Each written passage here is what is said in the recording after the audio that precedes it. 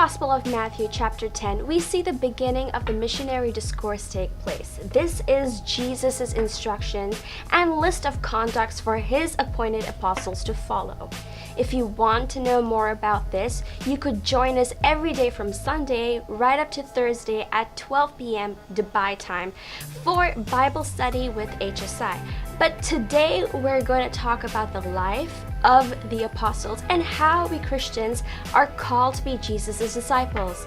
The apostles never had it easy, but they knew their call to Jesus' ministry wasn't going to be a smooth sailing one. They all witnessed hardships and dealt with pain, torture, and eventual death. Their mission was to spread the gospel of the Lord to many people as they could. This meant embracing their fate, come what may. But how easy is it for us to pick up that cross and follow Jesus daily? How easy would it be for us to say yes to Jesus' ministry, knowing the fine print as the apostles did? How ready are we to die to our temptations and things that we bind us to this world? Our ministry starts there. We start with Simon, who was called Peter, son of John. Peter, as you may have noticed, is always the first to be mentioned in the list of apostles. Peter, by profession, was a fisherman who became the Prince of Apostles. He is the Holy Spirit-inspired writer of 2 epistles to the universal church which bear his name. As Christ's vicar of the kingdom of heaven on earth, he preached in Asia Minor for 7 years, eventually founding the church in Antioch, which today is modern-day Turkey, and later established a church headquarters in Rome, where he served as a bishop for 25 years. As the leader of the church, he presided over the first great council in Jerusalem in 49 AD. This can be found in Acts 15. What is interesting is that Peter's martyrdom in Rome by the Roman authorities was prophesied by Jesus in John 21:18 to 19. Peter was crucified at his request upside down in 67 AD.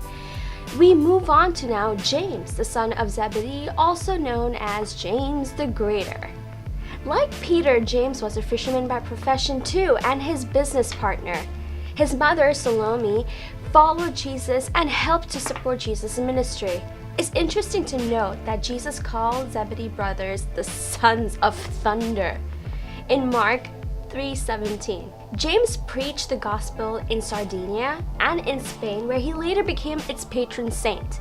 After James returned from Jerusalem, however, he became the first apostle to be martyred. You can find out more about this from Acts 12:1-2.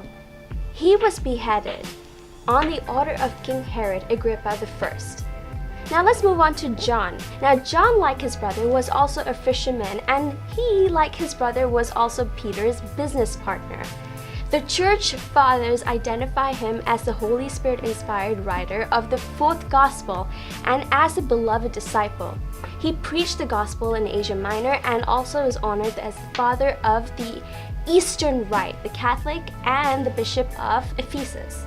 He was also later imprisoned on the penal colony of Patmos, where he received the final revelation of Jesus Christ to the church. John was the only apostle to die of old age.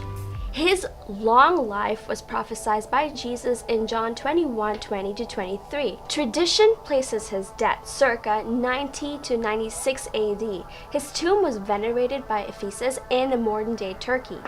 Well, there's more to cover on the apostles, so join us next week for part 2 of the life of the apostles. Until then, do not forget to like and subscribe to our YouTube channel and hit that bell icon, why don't you, for future notifications. We wouldn't want you to miss a beat.